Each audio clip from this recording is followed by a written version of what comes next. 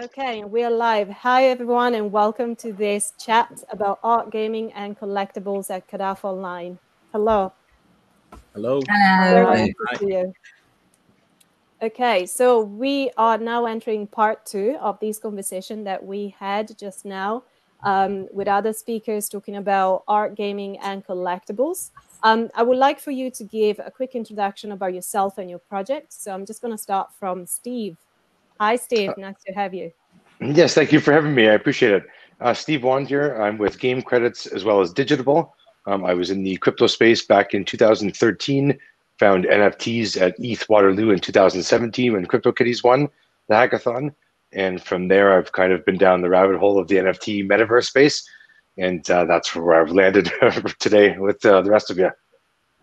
Fantastic. Thank you so much for joining us today. And then we've got Ghislaine. Hi, Ghislaine. Very nice to have you here. Hi, great to be here. So I'm Ghislaine Boddington. I've been working with the live body and telepresence, motion capture, etc. into virtual worlds since the early 90s. Really been looking at that representation of self into the virtual, so the virtual physical blending.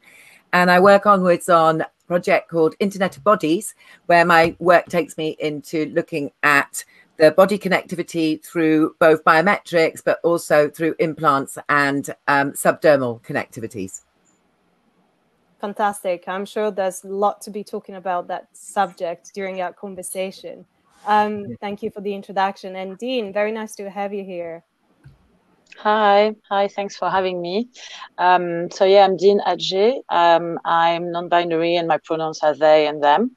I'm a curator specialized in contemporary and new media art, and I currently am the producer for an art organization called Ugly Duck. And we take over empty buildings and we turn them into art spaces. At the moment, we're based in a fantastic Victorian factory in Bermondsey, and we focus on giving access to space for emerging artists and giving a platform for underrepresented voices and marginalized subject and art forms. Thank you so much for introducing yourself, and it's great to have you here. And next we have Alegria. Am I pronouncing this right? Yes, that's correct.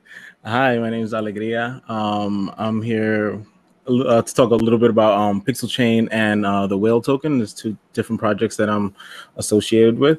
You might have heard from Leandro a little while ago in the first panel from Crypto Motors and PixelChain as well. So just to mention it again, PixelChain is a pixel editor that's fully on chain that allows users to create a 32 by 32 image, and that image gets translated into bytes, and it all lives on chain. And then the token has a physical, an image representation on like OpenSea or a profile or something like that. And the whale token is basically a social reward token that is given out for doing like simple tasks within the Discord, or just rewarding community for different events. Thank you. Wonderful to have you here. And next we've got Drew from the Metafactory. Hi. Hi, how are you? Yeah, my name is Drew Harding. I'm one of the co-founders of Metafactory. And yeah, Metafactory is a marketplace for decentralized brand economies. It's kind of a cross-pollination of the NFT crypto art scene and the DAO space. And we focus on the creation and production of digi-physical goods. So apparel that exists both in physical meat space and as virtual wearables in various virtual worlds and gaming platforms.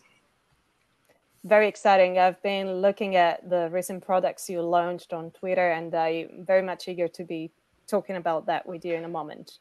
And then we've got George or Georg, you tell me, from eGamers joining us today. Hi, nice to meet you. Hi, Serena. Hi, everyone. Thank you for having me today. My name is George Tsagkarakis. I'm a co-founder of eGamers.io.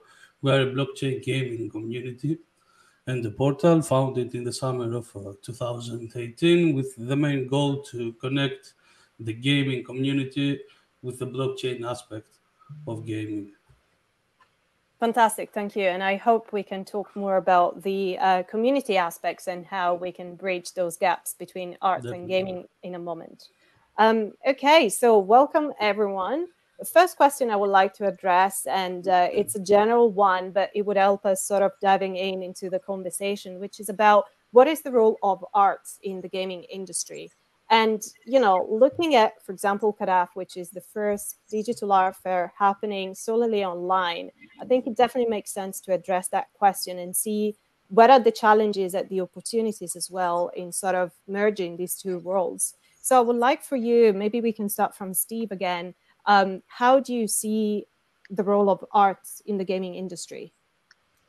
Well, if you're in the metaverses right now, you would see that art is kind of the driving factor in that space. As Matic and other companies kind of enter that space and make it easier, you know, kind of as launch pads, I think once gaming becomes in there, when gamers are driven to the metaverses, by default, they're going to be surrounded by this you know, beautiful art, pretty much in every metaverse they're going to be in. Right now, voxels, DCL, and Somnium, that's like a big reason why right now they're being built out, is mostly because of the art space, whether it's the artists themselves or curators or museums, whatnot being constructed. I think by default, the gamers are going to be, you know, it's going to be in their face. And I don't know many people in this space, either in the gaming or NFT space, who don't kind of have their favorite project, that they have some NFTs or some art. So it's kind of a no-brainer that eventually they're just going to be, you know, it's going to be put in front of their face, and whether they like it or not, it's going to be a part of what they're doing. Mm-hmm.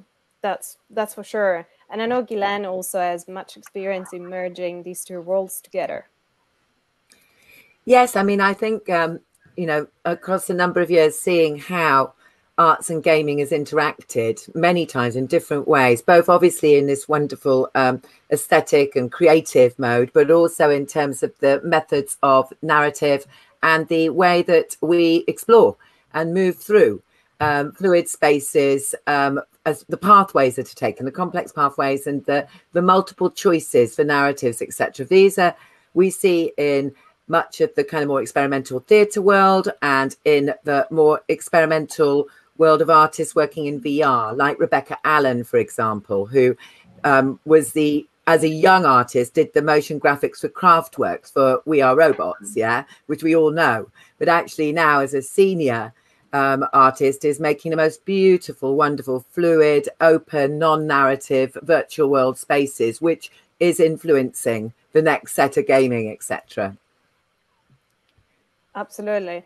And I'm sure Deen and Drew can also address how, for example, the physicality of a space or, for example, wearables can be integrated in a more gaming environment. What's your experience? I know, Deen, you are also curating and putting together a programming for Alegria. And Drew, you're working with wearables that are very much influenced by artistic craft, creating within a gaming environment. So how did that play out for you? How do you see these two worlds sort of coming together? Go ahead, Deen. Okay. Yeah, no, I think it's really interesting to see that some of the discussions that are happening in the contemporary art world have been sometimes a little bit after resonating into the gaming industry. And it seems they are certainly had widened some perspective. And for example, on the question related to gender or to the question of representation, and it seems that the gaming industry has finally started to kind of open up to those questions, and we start to really see a shift in the mentalities.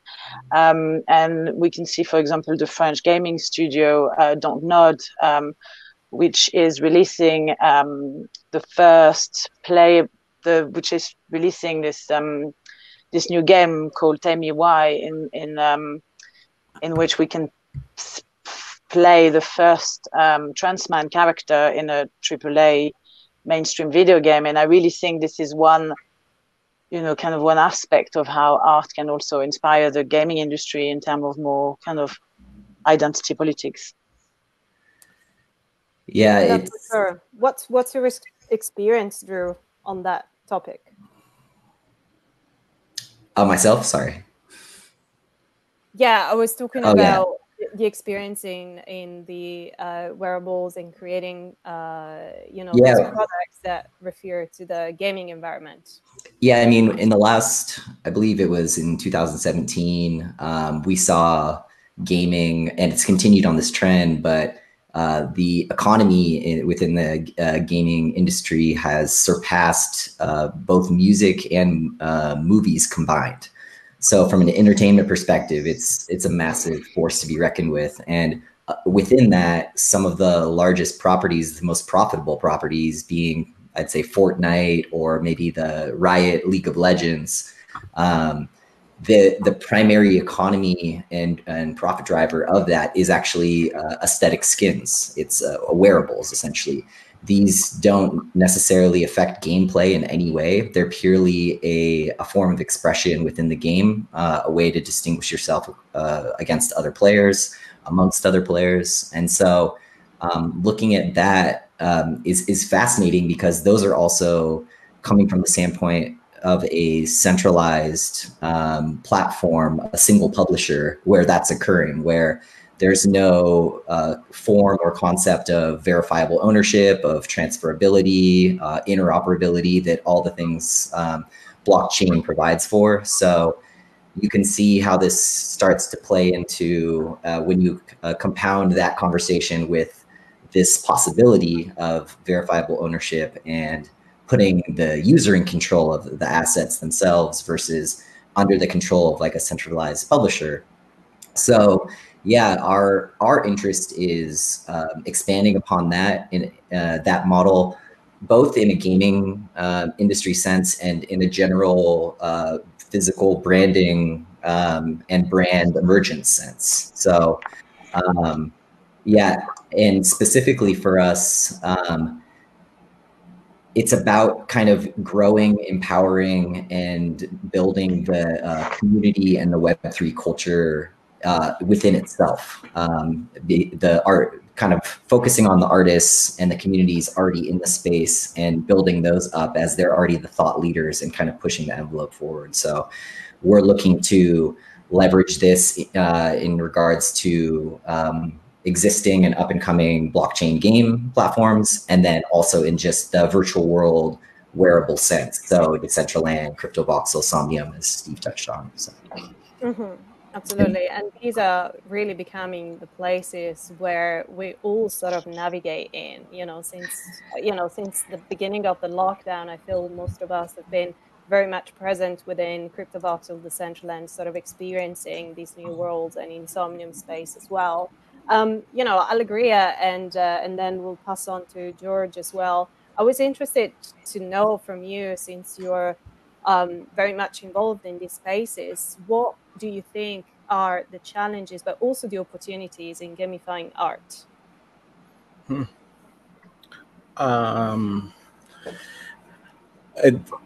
Well, to use that as an example, we recently did a collaboration with this game called Eternal between PixelChain and them, which was some of the users that are more artistically inclined, they got to create something in our game or in our platform, and then were able to win a contest and then be able to have that item in another platform or game.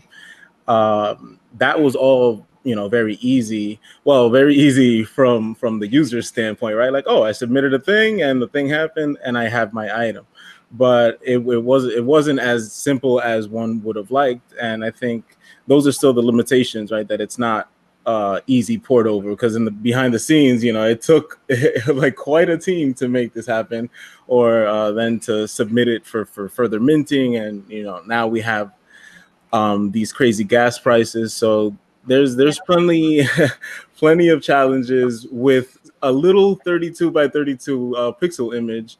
So but these things are getting smoothed out. Just the fact that we're here now, that we can save a 32 by 32 image completely on chain, people are starting to wanna push that envelope and make things better. So we're seeing like platforms spring up towards that. So still some work to do, but exciting stuff ahead, I guess. And if we're talking about the opportunities that we see by combining these, industry sector, George and Steve, I know that you're very much involved within talking really to users. How would you say these has improved, for example, since the lockdown? And how do you see art sort of becoming more, commodified within those environments?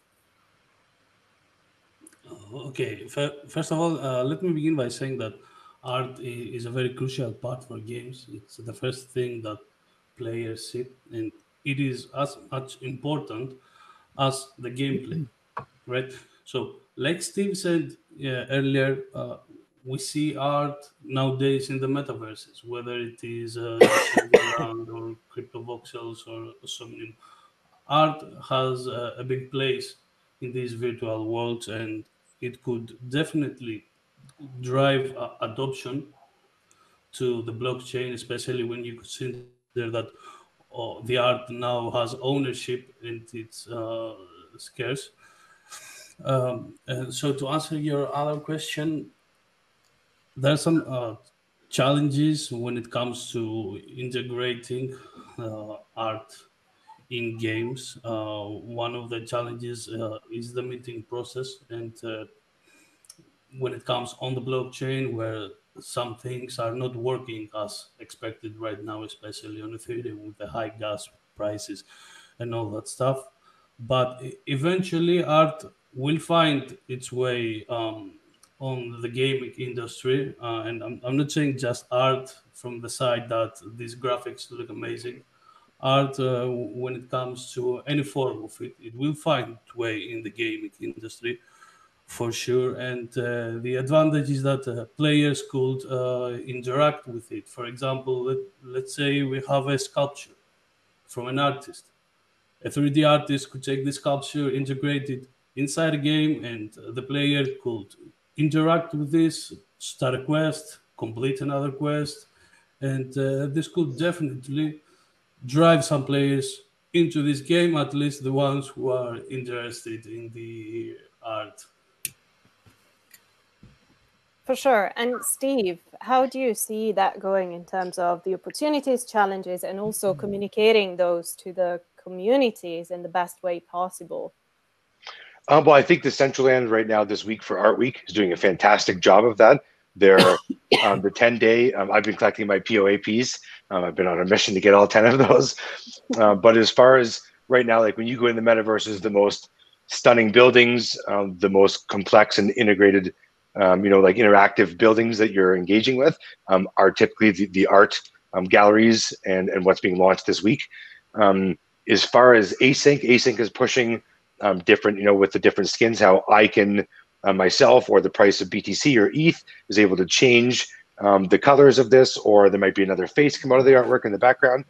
That's a very cool way of looking at things. And if you look at OpenSea's top 10, the rolling top 10 for say the last 4 or 5 months, pretty much the companies that are constantly on there are the metaverse companies as well as art. So both of these, you can tell that's where the volume is being driven. They're both highly meshed and integrated with each other right now. And again, when Josie, Coldy, and a number of known artists started building in CV, others came into that. The price spiked. There was huge, media coverage around that. And then the same with DCL now launching this. DCL is getting a ton of coverage, and they keep flip-flopping kind of out of number 1 and 2 with Somnium and Sandbox up there. Maker's Place, Known Origin, and Super Rare are holding their own. So you can tell. And again, I think this is very early crypto, and you can see when ETH came out and things started spiking, I'm getting a sense, just because I buy and sell quite a bit of art, I'm getting a sense that the art market right now is definitely booming. Metaverse prices are holding their own and growing per land on average. So it's not going anywhere, it's only growing. And I can see, when you buy something for 1 ETH last month and you sell it for 7 ETH 4 weeks later, and there's definitely demand for that. There's definitely something going on, and the masses are kind of coming here. And I beg to differ when people say that the BTC and the ETH. If you go to a Bitcoin conference and an Ethereum conference, there's tons of collaboration and building going on at the Ethereum conferences, and there's a bunch of parties and events going on at the Bitcoin conferences. So both of them are great, but I know you can't knock like Ethereum. There's tons and tons of builds and like things being created every day that I would say blows Bitcoin out of the water, to be honest with you, as far as progression, in short term. Mm-hmm. Yeah, absolutely. That's a very vision that you're sharing with us. It's very important, and I think it touches on a lot of us, especially now navigating in those world.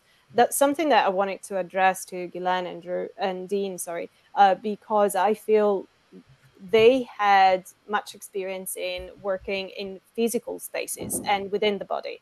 And I know that VR and AR have been technologies used so much, not just in theater, but also in reproducing a gaming environment within the IRL.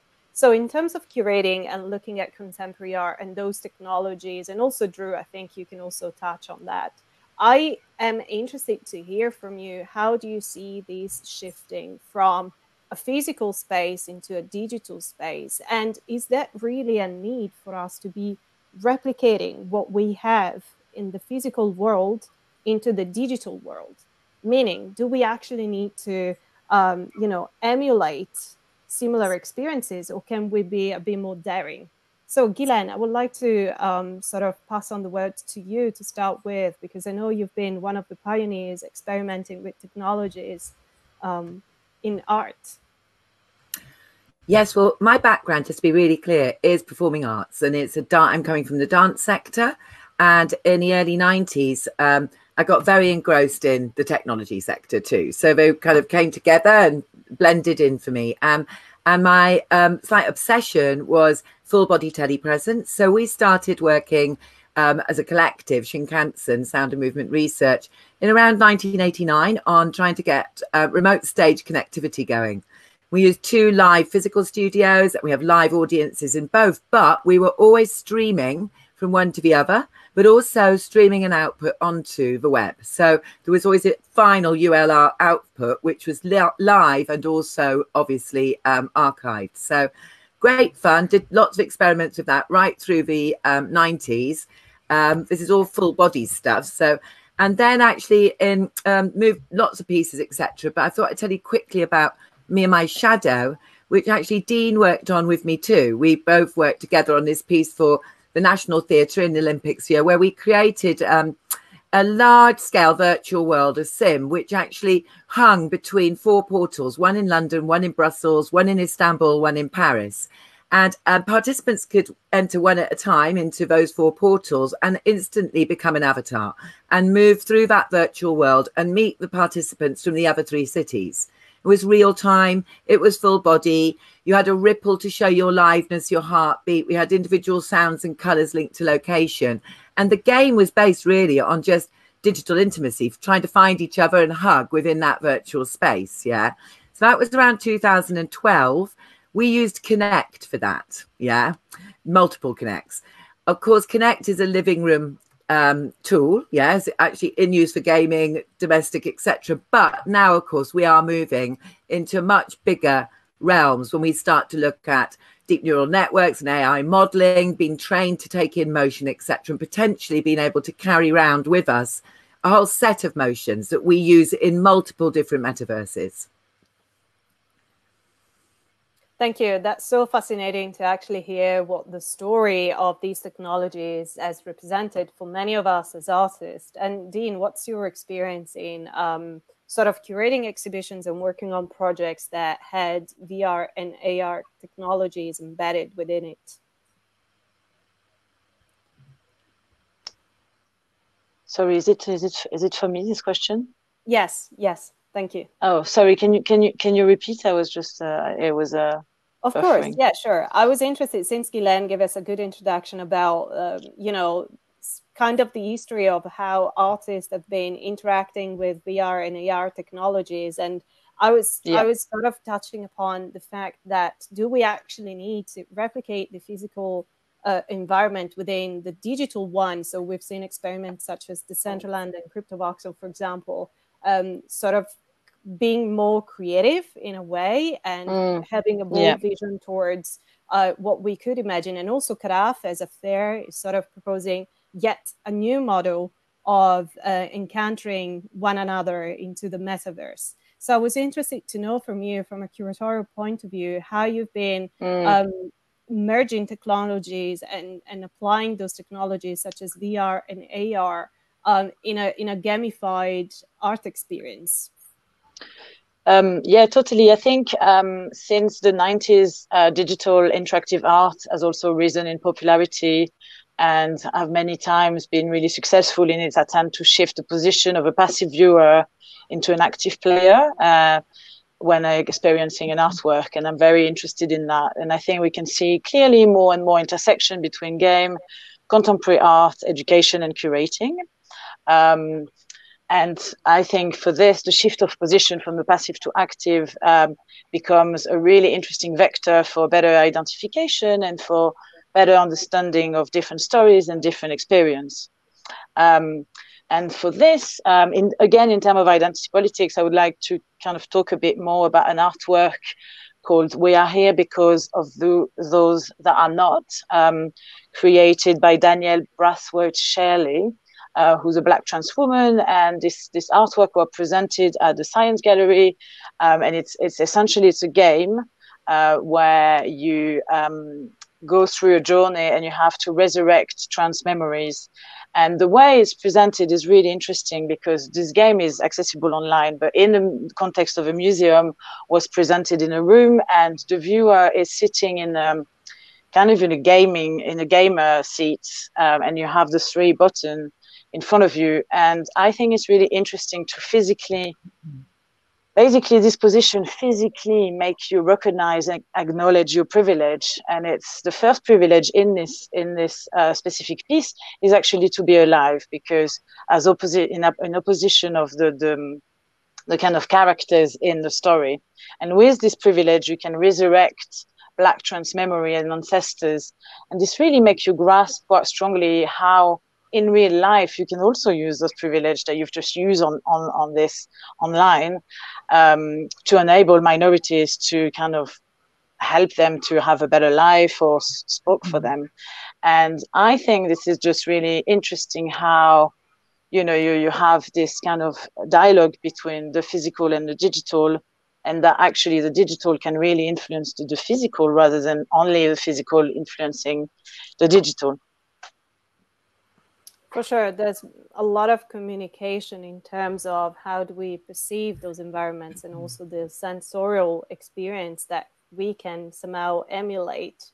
Alegria, I wanted to sort of address these to you as well, since you've been contributing to building those places. And I wanted to ask you, is rendering the IRL in the URL the new gaming art experience? What are your thoughts on that? It seems because PixelChain and Crypto Motors are also involved in building a lot in the metaverse. They have pretty big builds in Crypto Voxels, Mozilla Hubs, and now the people, the team at Decentraland built this beautiful gallery for us.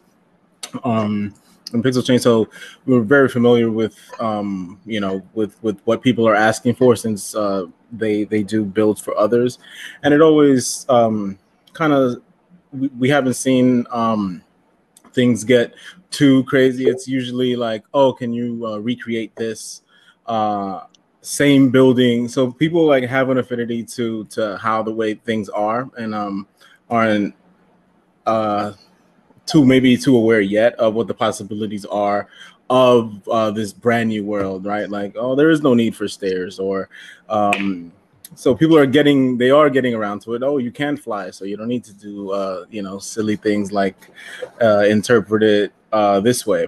Or now some people are hanging up art like up really high, so you have to fly up and close to see it. So it's interesting to see how these things come into play in the metaverse. Excited to see, you know, the more and more creative ways, and that's only going to be through art, that we're going to get some new different type of architecture in there, because you know, architecture is a form of art and it's beautiful. So I'm excited to walk around a building sculpture. Your Super, PixelChain building is getting a lot of attention. It's kind of retro Atari-esque, not TV, but in DCL, it's really cool. A lot of people are talking very positive about it. They really blew us away, and there's so many hidden little parts in it. So make sure you check it out. Totally, yes, absolutely. And, you know, I wanted to sort of pass on to Drew asking, you know, in your project, have you been integrating physical and digital environments? Because I know you sort of stand in between these two, and I was interested to understand better how do you sort of juggle between those? Yeah, I think like it's interesting because obviously even just thinking about like the virtual worlds, we're coming from these existing mental models of the physical space and how buildings are built today and how doors work and how we travel through these physical spaces. And a lot of the architecture, the design of these worlds are driven by those existing mental models. But the funny thing is we have complete creativity and flexibility to actually like craft these in whichever way we want. But I think that that's a strong starting place for most people, again, in not just in this context, but all in terms of the existing mental models they have, and we build from there. In our case, yeah, we're doing this with apparel, fashion as our primary avenue. It's not like the sole thing we're focused on, but yeah, it's the ability to actualize yourself in a digital space, and using physical goods as something I wear in the real world, in meat space. But then I can also put it on my avatar and use that to personalize or customize my character in a game, in a virtual world, whatever it may be. But it's also interesting because we have this opportunity in the digital space to also kind of be more bold and expressive if we want to actually become the person that I see as the real me, right? And so that's like full avatar optionality and whatnot. And I think we'll slowly start to progress to that level. At the same time, I think there will be individuals and people who are interested in maintaining a reference or a thread of connection between their real world personality and their digital personality. As an extension of that, associating or aligning with a particular brand that you also may be an active participant in crafting. That's kind of where we're coming from in our model, as kind of being able to create that sense of belongingness that we all like seek as humans, but in a digital context. Being a part of something that's bigger than ourselves, whether that be exclusive or cool or whatever it is, but being able to impose our values, whatever those may be, as a subculture, as a community, into whatever we're building and creating. So yeah, specifically for us, we have this digital physical connection with apparel, and that's kind of this linking point. But I think that can extend much, much further. And I think in terms of how this idea of participation and active involvement, I think is like a big one versus kind of passive consumer. And this exists at a gaming level, at a commerce level. We're already starting to see really, really cool things. I know Steve touched on async art and how they have this ability to kind of programmatically change artwork with different layers. One of the recent sales, a collab between Skeeny and Rare Designer, has actually been adopted and will be implemented in Neon District, for instance. So the people who own those layers and are able to actively transform that art, that would be sitting live in a game platform, and they'll be able to actively kind of change that while others are going through this gaming experience. So that exists at a kind of at that level, participating in actually recreating or changing the game environment. You know, it exists at a merchant or at a wearable level too, being able to actually have an aesthetic in the real world, but also that I can use in this game platform. It's interoperable between. So I think we're really just starting to scratch the surface of possibility. And I think we're only really limited by our own creativity in these things. But for us, we also see the physical side being a really strong gateway and anchor for new audiences that are just starting to explore these spaces and opportunities. And as a way to even pull them down the rabbit hole of possibility, starts with, that's a really cool shirt, to, oh, you get a digital wearable. Well, what's a digital wearable? Well, it's an NFT. Well, what's an NFT? And it just, well, you can wear it in the virtual. So it just like sends them down the possibility route. And from there, it's, you know, it's just expands. So it's exciting. Yeah, absolutely. That makes me think of the project that the Fabricant, for example, is doing within those digital clothing, which are unique, that you can have within the physical and the digital space. Right. But talking about, you know, the engagement and the wearables and how we somehow perceive them, I think there's a huge gap still within the more traditional contemporary arts market, but also the overall industry and the way art is perceived in a way. So I'm interested to sort of address this to Steve and Ghislaine, because I know you both live within the more art world and the more gaming world. And I would like to know from you, how would you think it would be best to communicate those possibilities and the fact that we can be creative, and that the only limit, as Drew mentioned, is actually our own creativity. So how can we really push the boundaries and connect communities on a large scale, on a global scale, by using technologies that can empower us to really engage with people and make them understand that the digital world, it is very much real. Ghislaine? Well, from our work, because we are working very much from the physical body into virtual space, so into virtual and physical and virtual space connected, we start with the premise that the body is the interface. So actually everything we do is started from the body and moves back and forward into virtual and physical. And therefore that means that we're particularly interested in full body. We do work with some wearables. We're working with motion capture. We look at senses and the enhancement of our senses, the enhancement of our ability to interact. So when we started doing the telepresence experiments in the mid-90s, we did hundreds of them, all over performing arts. But we did both local to local connections, like between youth clubs across towns, and we did a lot of local to global scenarios, international connections too.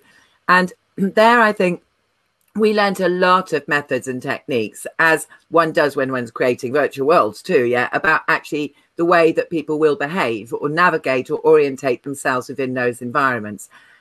There is a need for people to connect locally, local to local, as much as there is local to global. And there's a lot of excitement around that, often weirdly, when communities just down the road from each other suddenly find each other, you know.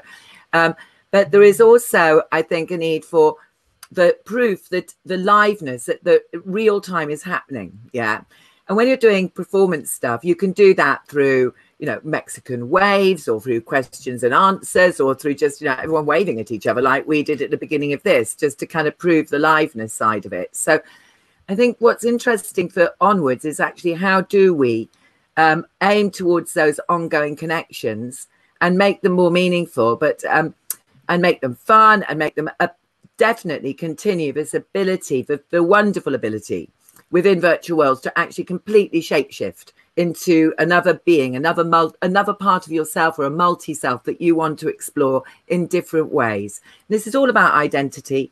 It's all about how you explore the world, how you actually move yourself out of different realms you're in, whether it's work, social, family, etc., and have those releases into being who you want to be at different points in time and different points in your life, and connect with others.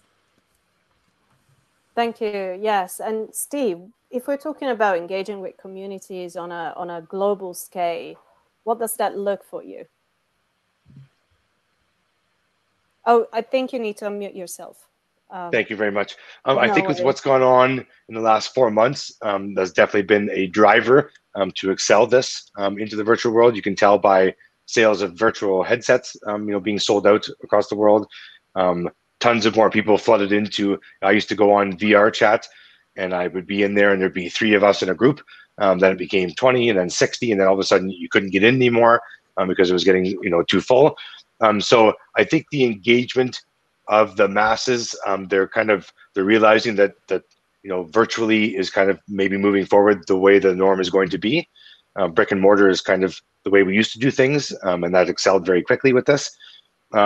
Reaching ourselves on a grand scale, I believe with social, getting kind of the old art scene. If at a gallery of contemporary art, you put in one screen that could change every 15 seconds and show digital art, I think no matter what they were used to or what their palette right now kind of has a hunger for, if they were to see this, I think it would drastically change their mind.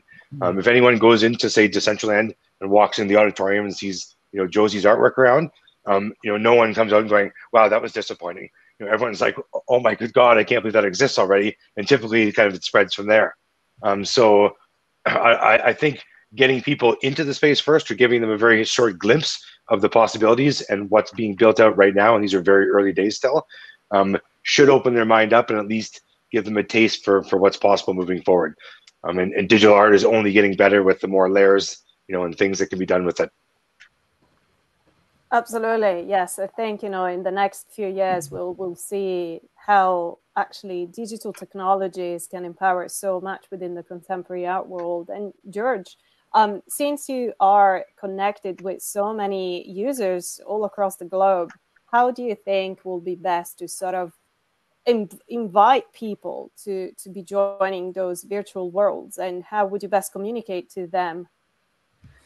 Well, let me say first that the world is going digital. To give you an example, when we were going back to school, we were having a backpack with books that weighed 10 kilos, right?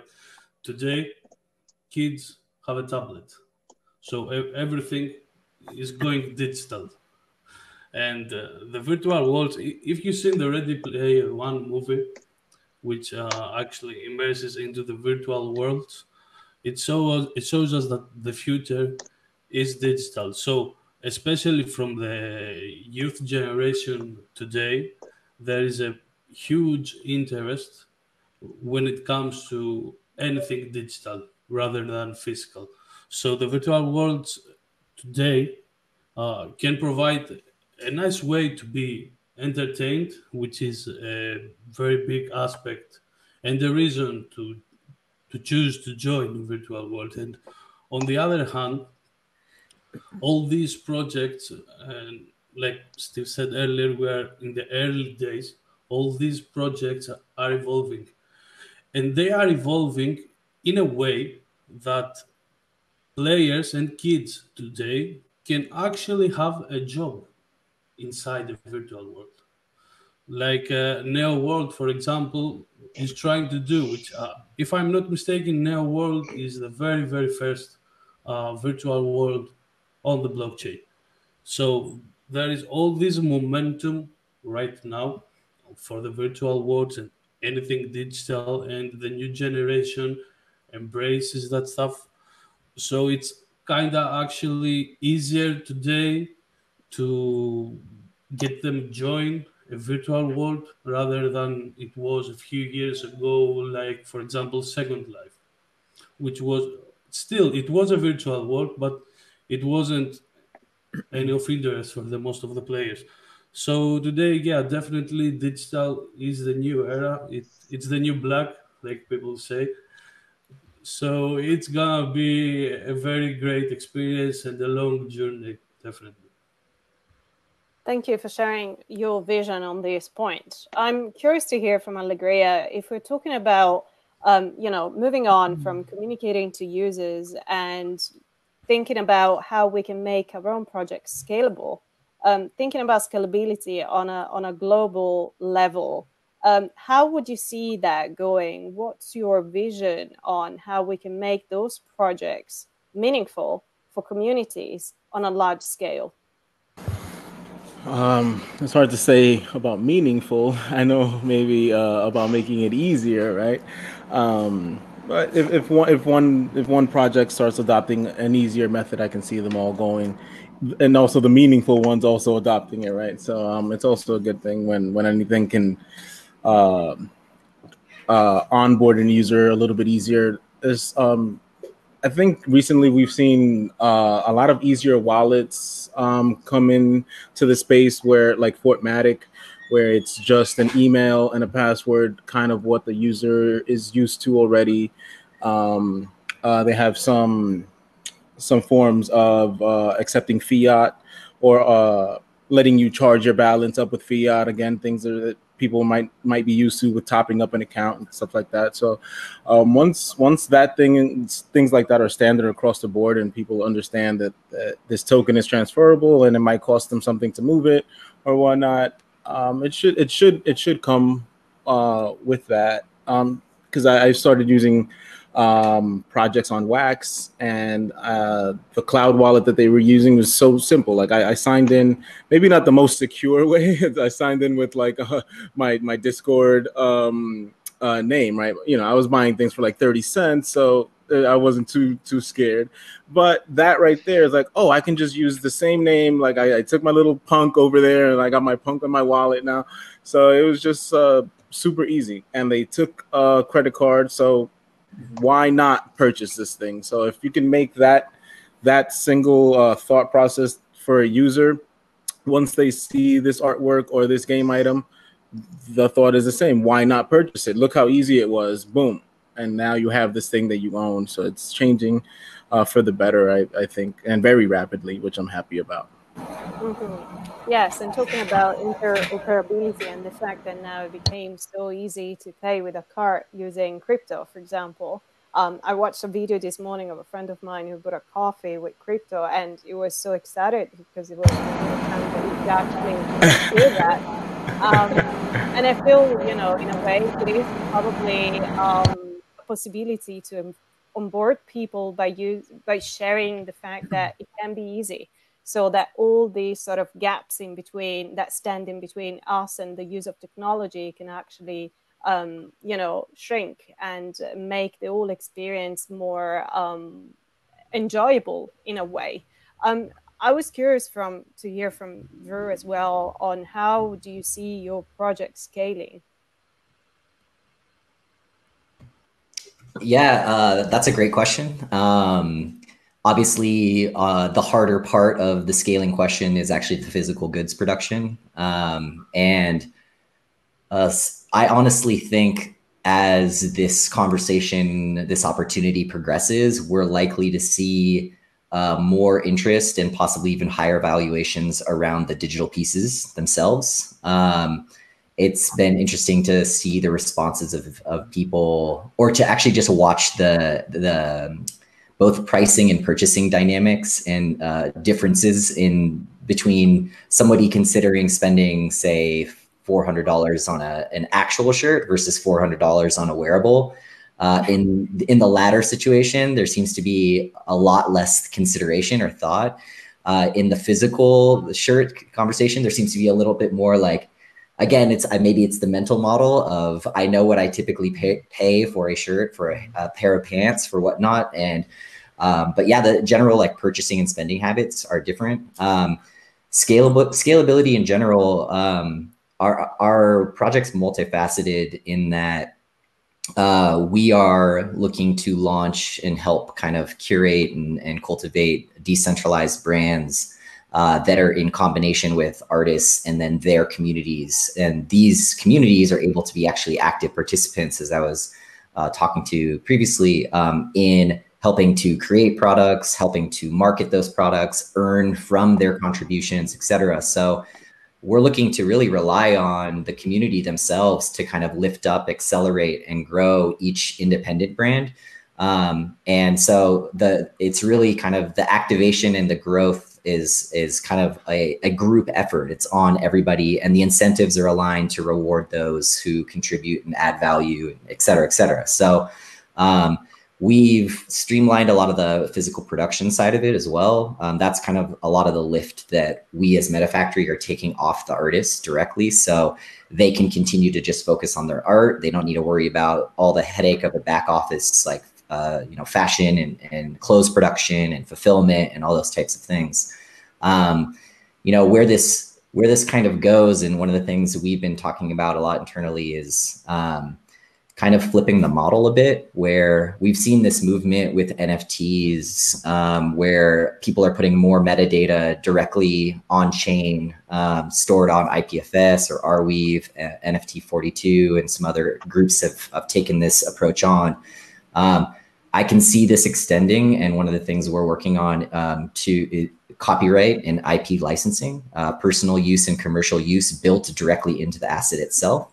So instead of the creator or the artist directly needing to establish a store, maintain it, market these things, activate a community, the individual who just loves a piece of work or art can actually procure that and then decide to print that on a shirt, print that on a backpack, on a lunch pail, or use it in some other ways. That could be for personal use, it could be for commercial. And yeah, there's a lot of legal consideration or questioning in there, but that's also an interesting way in terms of how you actually create scale in the situation and remove kind of the bottlenecks of the current models in interesting ways. But yes, what you just described, it is something that I think has been a burning question for the physical art world for many, many years, IPs, and how do we actually provide a copyright and royalty that it is there in place and we can trust. And that is an ongoing question. yeah. Something I wanted to also touch upon, because the panel is about art, gaming, and collectibles, is the fact, how do we collect? We know, because we're in a digital art fair, that collecting, for example, we've been talking to many artists, it can happen, both by using, for example, a PayPal link where you connect straight away with the artist and purchase right away from them, but also through crypto or through different methods. So I would like to ask Deen and Ghislaine, and then pass it on to Steve, and asking, as we are concluding this panel, how do you feel the experience of collecting art and engaging with art from a physical into a digital environment has changed, across the years? We were used to collect art by visiting a gallery, expressing our interest and collecting those objects. But at the same time, now that the market has become so much more fluid and progressive, we're seeing crypto, for example, ensuring more security, for example, on the royalties and how the artists are getting rewarded once the first day sale, for example, is being made. So I was curious to know, how did you see this experience sort of shifting from a more traditional way into something more experimental? And what's your vision on that? How do you see that going forward in terms of collecting art? Deen? I think it's a really interesting question that is not, it's a question that I started working in digital art 10 years ago, and it was already a very, very present question. And I was working along an artist presenting his piece to different manifestation. And it was always, some people would come and ask us, although his piece was physical, but still made from code and digital, but the question, people, we were approached for people to buy it, and actually the problem was also the periodization of the piece and how long it was gonna stay accessible. So there's also this question of kind of keeping the piece up to date and keeping the code, and how do you collect this? So how do you present it in 20 years or in 30 years? So I think it's still a very, very kind of present question with which the currency have brought some of the answers, but there's still this question of kind of keeping the piece up to date that is still very present. Mm-hmm. And Ghislaine, since you've been experiencing, gallery environments from the more traditional way, and until entering into the more virtual space, how would you see this going in terms of collecting art? How would you see this experience in collecting for collectors, but also for artists moving forward? Yes, well, I followed really carefully across many years the growth of this area of virtual and digital art. So, you know, groups like Sedition, very, very early, you know, actually looks a bit old fashioned now, but actually is definitely was one of the first places where you could buy and vault, put in a vault, collectible digital pieces, use them on multiple screens around you. I think one of the key things about collecting, though, is that it's not always about making money. Yeah, of course it is. If you need to sell some or change it, it's actually about creating meaning around yourself and having things around you which make you feel good or make you think in different ways. So, and I think if we look at younger generations and how they collect, going back to an example which I got to know quite well through my sons is Pokemon Go, you know, which actually we probably all think is really basic and absolutely, you know, will be looked back on, though, as a starting point of this kind of collectible scenario where you're using AR in physical space and running around everywhere. Your body's fully involved and actually not perfect, but you're learning too. So it has a meaning, yeah. And then you can go and buy the physical cards, and then you can buy the little figures, and etc. So I think for the future, however, we've got to really look at how we make a much more unique link to the collector. And I think that possibly interactivity in the long run may well, through AI and other means, be linked into biometric interactions. So it might be absolutely unique to that owner. That actually that owner, it would only work for that one person because it's reliant on multi-factored, you know, authentication of biometric features, which are mine. My heartbeat, my iris, my fingertip is going to, you know, create that unique, special, private, possibly experience, which I've bought for me and which I can shift and change within it and make fluid and do interactive things. So I think we need to do some really clever thinking here about how meaning is attached to this collecting scenario more deeply. As I know, you know, very experienced salespeople and collectors in the fine art world know, yeah, and how that actually is. It's not just about money. It's not just about creating loot boxes. It's not just about creating a kind of gambling scenario with our younger generations, but which actually creates a much more sophisticated view of actually what you want to own, what you want to feel precious about, what you possibly want to keep for life. Yeah. Yeah, absolutely. I think that's an interesting question that we can sort of leave out there for any organization and projects that is currently looking at enhancing that experience, making it even more meaningful for users and for owners. And as we are concluding this panel, I would like for all of you to be thinking, and Steve, also you, what do we think of digital art in terms of a collectible experience? So can digital art really become the new brand? You know, we've been looking at, for example, Andy Warhol creating art that made himself become a brand. So can collecting digital within the crypto environment can become the most wanted thing in the contemporary art world, for example? And I would say my take on this, so when I got into crypto in, say, 2013, Bitcoin was pretty much what I owned solely. Found ETH in the ICO. I got involved in that in 2014. And at the time, people were saying, "Are you crazy to spend your Bitcoin on this project that you know nothing about? You know, nothing's going to beat Bitcoin." And if I wouldn't have done that, I wouldn't have got into ETH. And of course, ETH exploded. I see the NFT space and the metaverses and art and whatnot as kind of the second generation of that. So if I don't spend my ETH on this, I'm going to be missing out on the next opportunity. And I don't think, you know, people are getting into crypto now saying, you know, what can I don't know anything about it. They're saying, what can I make the most money on? Which is a strange way to get into it. I understand why they're doing it. That's not why I'm here in any way. But it's not really about that. It's like, if you want to see the booms that happened then, it's going to be in this space. And I'm pretty certain of that. This is where it's at in the second phase. This is where mass adoption is going to happen. If you take Josie, for example, I met Josie Bellini, who's a pretty prominent artist in the digital space, at 2008 Consensus in New York, bought a whole bunch of her physical pieces, hadn't even made NFTs yet. She hadn't made any yet. When they did come out, she was like, here, you get them free because you bought the artwork. And I was like, right on, these are pretty cool. Nowadays, the artwork is selling for $250 a piece, and her NFTs are selling for about $1,200 a piece. So the demand for the NFT way outweighs her physical pieces. There's no shipping involved. You know, you get it immediately. I retweeted something about her, you know, This is America poster. 70 of us got a special NFT of hers. They're on the second market. They're going for like almost half an ETH now. So it's, I don't know, I think the demand for the NFT outweighs the physical in the community now, if anyone's involved in it. And even seeing my children, if they want a V-Bucks skin or a Fortnite skin or a Fortnite toy, they would never choose the toy. They would 100% choose the skin. So the next generation is already, their mindset is already in the digital world. We are having a hard time letting go of that because that's how we were, you know, raised and what we saw. But the next generation is just like, they have a phone. They don't know a time when there wasn't a phone. They're not going to know a time when they weren't engaged in digital. So it's coming and there's not much we can do about it.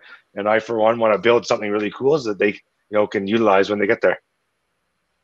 Totally, yes. What you described there is a scenario where, you know, we sort of see us phasing out the understanding of the virtual environment where the new generation is coming in and they already have the old knowledge, you know, the old toolbox ready there.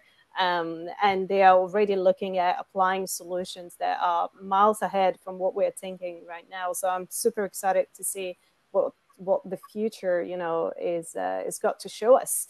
As we are concluding this panel, I would like for every one of you to sort of leave us with a comment or a vision on what we think, you know, we've been talking about the challenges, opportunities, but what we really think about the gaming and contemporary art environment going forward, and how would we like to see this going, you know, in terms of what we would love to see in the upcoming years in the collectible experience for users, but also in the more traditional art world within the gamified experience. So I'm just going to pass these on to Drew, and then we can fool around and talk about that.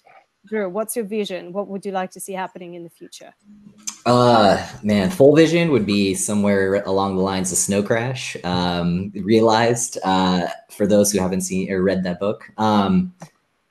Kind of expanding on your previous question as well.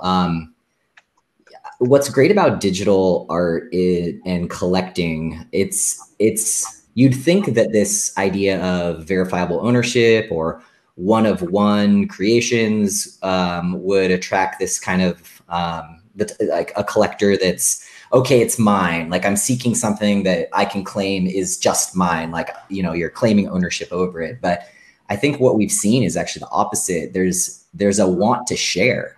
And I'd say like this desire to actually share one's collection and with everyone else is one of the things that's led to the growth of and created like the recent land sales hot market around crypto voxels, and now starting to propel Decentraland forward as well.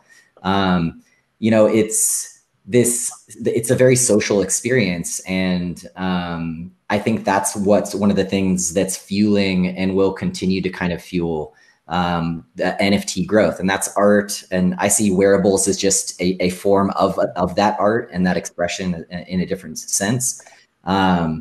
You know, the future is hard to predict, but I would say it's still very early times. You know, the NFT crypto art space is very niche. The idea of verifiable digital ownership is very niche. I mean, the virtual world blockchain piece is a very, very small subset of the greater virtual space and what's happening in these other worlds, VR chat, for instance. And a lot of them aren't even aware of what we're doing with NFTs and whatnot. So the room for growth and the potential for this to expand in a massive way and open up a market is definitely there.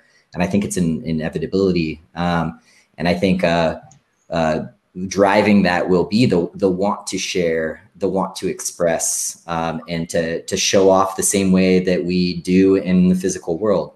But in a digital one, it's a lot easier to be seen by many more people. And so like versus the number of people you might interact with in a physical space on a daily basis versus a digital one. So you're kind of compounding that expression, if you will. Mm-hmm. But yeah, excited for these possibilities to be realized.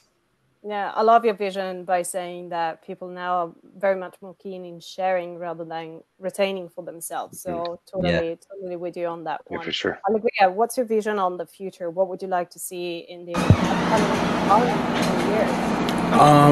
I really love the feeling that people get by owning these NFTs. It's very personal. It's very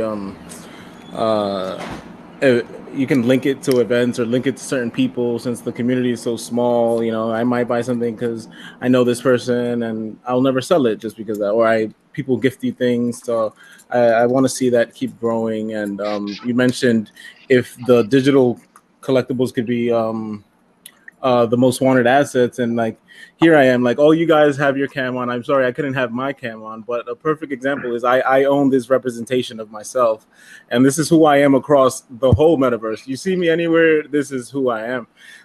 So at the same time of me owning this, I'm, you know, now he's worth a lot more. He got to speak to all of you guys here, so you made him more valuable just by being around. And of course, that I would think that something like that can only appreciate a value or be more desirable, especially with a punk where it's so limited in quantity. And to touch on something that Steve said about you know, the kids wanting, instead of something a physical toy, they would want the digital, because maybe to some of us here, somebody or to some people, when you give them a digital painting, they're like, oh, what can I do with this? Well, you give a toy to a kid now, and he's like, well, what can I do with this? It doesn't do anything. Look at it. It's just there. You know, I can't play with it. I can't do this. So it's kind of like an inverse role of, you know, what is usability now? Like, oh, crap. So I can't wait for that kind of idea to be pushed out there as well. So like, to sum it up, you know, what is usability, and what feelings do we put behind the things that we own? Yeah, Totally. Yes. And George, what do you think on that? Do you think that digital asset will become the future? Yes, definitely. Digital assets is the future, especially if you keep in mind that we are having a big number of growing multiverses. The multiverse is the concept where you take an in-game item. It doesn't have to be an in-game item, any non-fungible token, whether it's a gun or a skin, and the developers can integrate it across multiple games. So imagine having a skin in, let's say, Fortnite or League of Legends, and being able to not only own that item, but play another 50 games with the same item. So definitely digital assets, it's the future, and it is the next booming market for sure. Absolutely. And I'll be very eager to see where the whole industry will be taking the next steps in. And very few words, Steve, Ghislaine, and Deen, what would you see coming in the next few months and years? And are NFTs the most wanted collectibles? Just well, my hope in the future is definitely to see more diversity in terms of representation in the gaming industry and in the characters, but also in the making of those games, and in the long term also in the art collector profile. And I think going digital is very much a big hope in that, where there's more possibility for people to be themselves and get involved, even though they can't be physically here. And I think that's definitely something that we can all hope for. Thank you for sharing your vision, Deen. And Ghislaine, a few words. What would you see coming in the future? I think we need to all look quite far ahead and work backwards. But I think I back up Deen. We need to design for inclusivity, and we need to design for collaboration, as has been said. We need to design for liveness too, and we need to keep the body at the center of this, because if we continue to disembody the live body, then things will not be taken up. And I even have a problem with VR headsets in this way. I'm looking to a future where we don't have to disembody ourselves. By putting a big box on our heads, we actually can work into immersive data. I do a lot of work in domes and in full immersion and collective immersion. So I'd like to see a lot more liveness linked into the real-time digital and the flow between those happening together, where we can be both virtual and physical at the same time. Totally, yes. And Steve, are digital assets going to become the most wanted asset?